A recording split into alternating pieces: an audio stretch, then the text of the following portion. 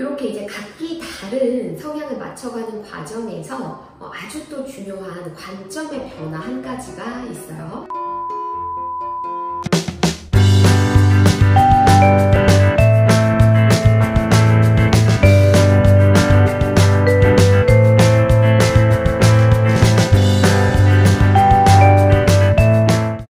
안녕하세요. 푸른맘 정미아입니다. 반갑습니다.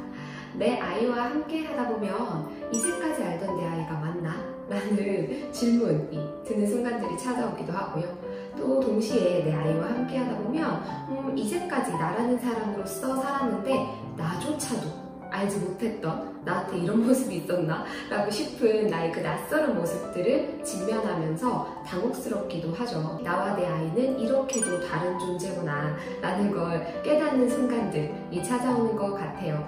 특히 이제 동료나 회사 동료나 친구들 같은 경우는 나랑 다소 맞지 않는다 하면 잘 안 지내고, 그리고 나랑 좀 맞는 사람들과 선별적인 관계를 맺으면서 지낼 수도 있을 텐데, 내 아이는 사실 선택할 수 있는 존재가 아니죠. 무조건적으로 함께 해야 되는 존재이기 때문에 나와 잘 맞건 맞지 않건 이 삶의 여정을 함께 해야 한다는 것, 때때로는 상당히 어렵게만 여겨지는 숙제이기도 합니다.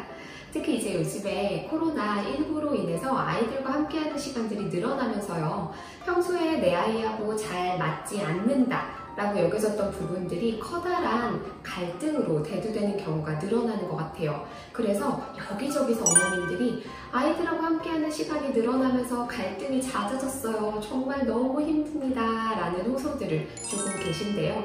오늘의 사연은요, 평소에 나하고 내 아이가 잘 맞지 않는다 라고 생각을 하고는 있었는데, 같이 하는 시간이 늘어나면서 내 아이와 내가 이리도 맞지 않는 존재였구나 라는 걸 이제 절감하시면서 어려움을 경험하시는 한 어머님의 사연인데요.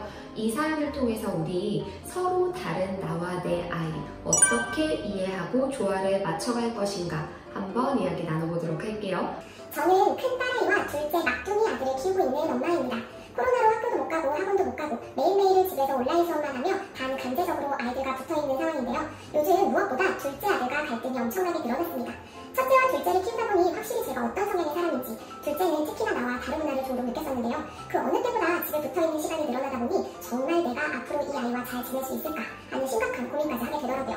저는 상당히 FM 같은 사람입니다. 정해진 대로 착착 해내는 것이 좋습니다. 그렇다고 강박스러운 정도까지는 아닌 것 같고요. 아이들의 엄마니까 물론 따뜻하고 다정스럽게 하기는 하지만 어찌됐건 기본적으로 엄청 애정 표현, 감정 표현을 많이 하는 사람은 아니에요. 반면에 둘째 아이는 정해진 대로 착착 나름 해주기는 하는데 항상 뭔가 순서를 바꾸려 한다거나 방법을 바꿔서 하려고 한다거나 그냥 네 알았어 하며 수월하게 따라주던 첫째와는 확실히 다릅니다. 그러다 보니 하루 일과를 보내는 것 자체도 되게 피곤하고 어렵게 느껴져요. 하물며 자신이 지금 얼마나 서운한지 화가 났는지 얼마나 있는 대로 표현을 하는지. 아는 친구는 말도 잘하고 표현력도 풍부한 아들이라고 부럽다는 듯이 말을 하는데 저는 정말 머리가 아픕니다. 그냥 하면 되는데 본인이 이런저런 이야기를 하면서 안 하려고 하거나 혹은 바꾸려고 하는 건데, 그러면서 저와 이야기가 길어지거나 다툼이 생기면 엄마는 엄마 말하고 싶을 때만 하고 내가 이야기하면 아니라고 하면서 더 말하지 않겠다고 하고 너무 일방적이고, 그래서 나는 너무 화가 나고 답답해 이렇게 구구절절 말하는데 누가 일방적인 건지 싶기도 하고요. 하루에도 여러 차례 이런 사소한 갈등과 말다툼이 계속 반복되면서 어느 순간부터는 둘째 아이가 제게 애정을 상당히 원하는 것 같으면서도 갈수록 반항적으로 변해간다는 느낌이 들더라고요. 이제 초등학교 3학년인데 벌써 이러면 더 커서는 어떻게 하지 싶은 걱정이 들면서도 저도 정말 이 아이와 어떻게 지내야 할지 모르겠어서 여러모로 너무 힘이 듭니다. 머리로는 뭔가 알 것 같기도 한데 마음으로는 안 받아들여지는 것 같기도 하고요. 선생님의 현명함으로 도와주세요. 아이도 엄마도 결국에는 각기 다른 사람들이기 때문에 그 다름을 어떻게 이해해 나갈 건지, 그리고 그 다름을 어떻게 조화를 맞춰서 갈 것인지 하는 부분이 함께 하는 데 있어서 아주 중요한 포인트가 될 텐데요. 그래서 이제 저희가 양육 코칭을 제공한다라고 하면요, 기본적으로 아이에 대한 객관적인 평가와 파악, 그리고 주 양육자에 대한 객관적인 평가와 파악, 그리고 그 둘 간의 조화도를 보게 되고요.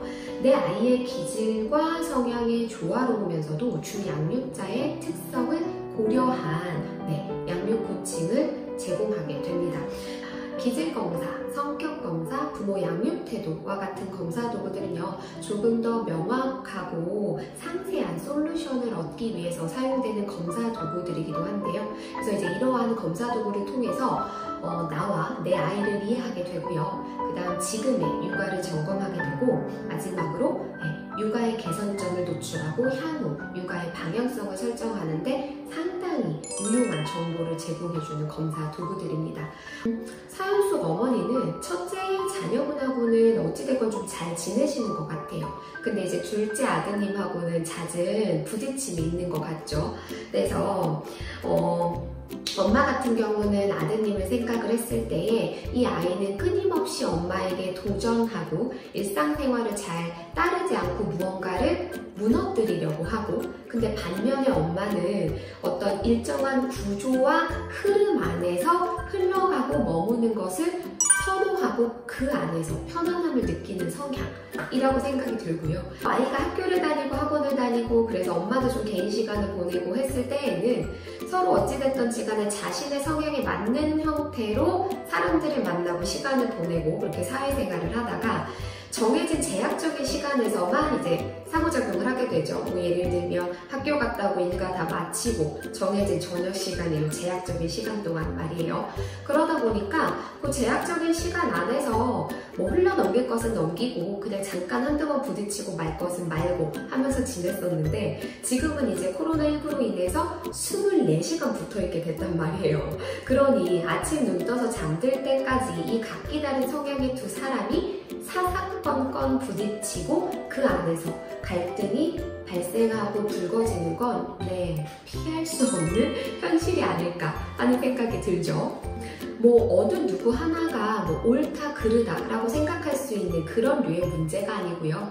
궁극적으로 각기 다른 두 사람이 그 다름을 어떻게 이해하고 조화를 맞춰갈 것이냐에 포인트를 맞춰야 되는 부분이다 라는 얘기를 나누고 싶고요. 특히 지금 보면 엄마가 어찌됐건 첫째 아이하고 둘째 아이하고의 그 성향의 맞음과 맞지 않음으로 인해서 첫째 아이하고 둘째 아이를 비교할 수 있는 행동들, 비교하는 행동들이 나올 수도 있고요.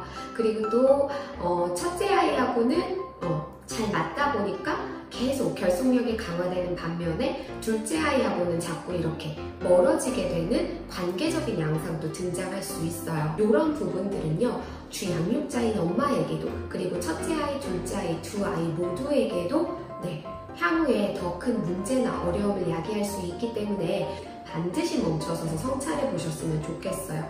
이렇게 이제 각기 다른 성향을 맞춰가는 과정에서 아주 또 중요한 관점의 변화 한 가지가 있어요. 우리가 서로 다르다라는 것은요, 서로 다르기 때문에 갈등이 유발되기도 하지만 또 다른 측면에서 보면 서로 다르기 때문에 그 다름을 한 가지씩 취했을 때 나라는 사람에게 그리고 우리에게 조금 더 풍부한 그리고 서로가 더욱이 발전하는 방향으로 나아갈 수 있다라는 것을 의미하기도 하죠. 예를 들어서 한번 살펴보면요, 창의적이고 도전을 좋아하는 아이, 그래서 자꾸 새로운 것을 시도하고 역동적으로 움직이려고 하는 이 아이에게 단점은요, 무언가를 유지하고 그 구조 안에서 움직이는 것이 잘 안 되는 게 단점이 될 수 있어요. 그런데 이 단점을 보완해 줄 수 있는 엄마의 구조적인 성향이 옆에 있지요. 그러면 내 아이가 자꾸 도전하고 무너뜨리고 무언가 자꾸 새로운 걸 만들어가고 싶어하는 이 아이에게 그럼에도 불구하고 유지해야 되는 일상생활의 습관들, 일상생활의 구조들은 엄마가 보완해 줄 수 있다라는 걸 의미하고요. 그런데 이 아이와 의사소통하고 생활을 맞춰가는 과정에서 엄마는 조금 더 유연하고 유쾌한 감정과 사고 양식을 발달시켜 나갈 수도 있다라는 거. 우리가 서로 맞지 않아서 불편하고 어렵다라고만 여겼던 그 특성이 궁극적으로 서로의 단점이나 약점을 보완해 줄 수도 있다라는 거 조금 이해가 되셨을까요?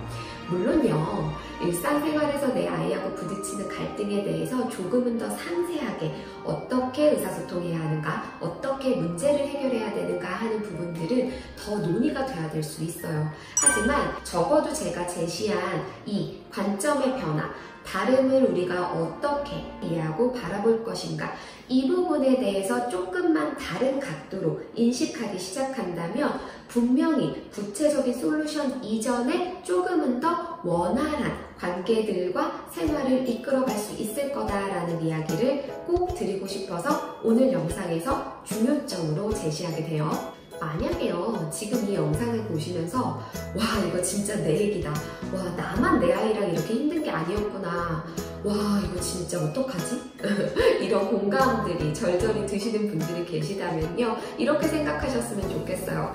지금이 바로 나와 내 아이를 다시 한번 새로이 이해하고 우리의 관계를 조화롭게 바꿔나갈 수 있는 시점이다 라고 생각을 해주셨으면 좋겠어요. 그래서 이제 지금의 이 갈등과 어려움의 상황이 위기로 여겨지는 게 아니라요, 지금을 기회로, 지금을 발판 삼아서 내 아이와 내가 조금은 더 잘 지낼 수 있는 방법들을 모색해보자 하고 움직여주셨으면 좋겠습니다. 그 움직임에서요, 당연히 적절한 객관적인 전문적인 검사 도구를 취하시는 거, 그리고 전문가의 코칭을 받으시는 거 저는 적극적으로 권한다 라는 이야기까지도 첨언하고 싶어요.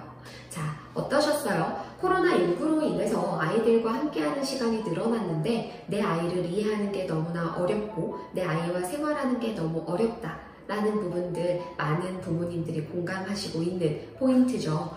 요럴 때요, 어찌 보면 내 아이하고 조금 더 가까워지는 시간이 될 수 있고 육아의 흐름을 바꿀 수 있는 기회가 될 수도 있으니까요, 혼자 고민하고 어려움 속에 갇혀있기보다는 성장하고 나아가는 시간으로 꾸려졌으면 하는 바람입니다.